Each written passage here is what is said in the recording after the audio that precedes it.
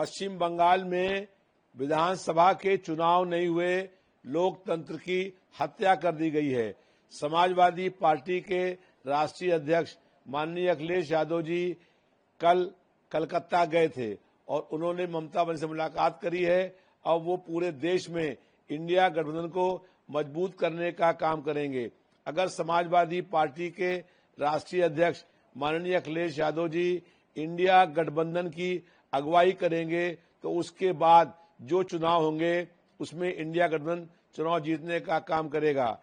Samajwadi party चाहती है कि इंडिया गठबंधन बहुत अधिक मजबूत हो और फिर 5 साल के बाद पश्चिम बंगाल में इंडिया गठबंधन की सरकार बनेगी और 2029 में बड़े बहुमत के साथ केंद्र में सरकार बनेगी और 2027 में समाजवादी पार्टी की उत्तर प्रदेश में सरकार बनने जा रही है। Bharatiya Janata party central forces, ED, CBI, income tax और चुनाव आयोग से मिल करके चुनाव जीतने का काम कर रही है।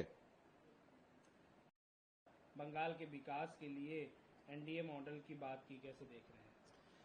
पश्चिम बंगाल में विधानसभा चुनाव के बाद लगातार वहां पर हिंसा हो रही है, आगजनी हो रही है।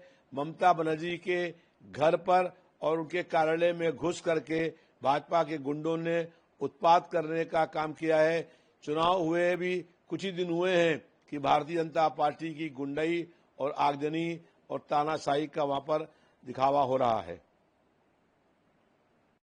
गुंडों और अपराधियों को संरक्षण देती है और वहीं कहा कि कांग्रेस अब आत्ममंथन करने की जरूरत है। कांग्रेस को टीएमसी ने 15 साल पश्चिम बंगाल में अपराध पर पूर्ण रूप से नियंत्रण करने का काम किया था और पश्चिम बंगाल में भाजपा की सरकार बनते ही वहां पर आगजनी और अपराधों में बेतहाशा वृद्धि हो गई है।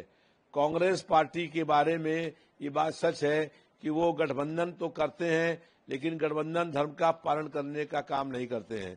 पश्चिम बंगाल में जो टीएमसी की हार हुई है उसमें एक बड़ा कारण कांग्रेस पार्टी भी है।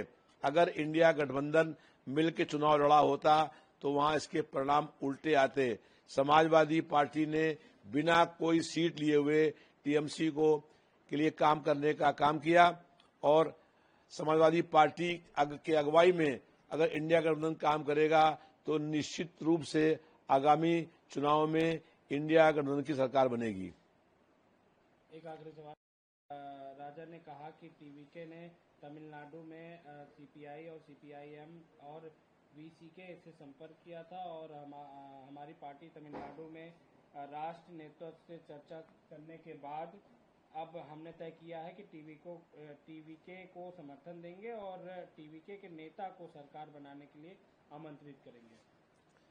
टीवीके सबसे बड़ी पार्टी के रूप में उभरी है।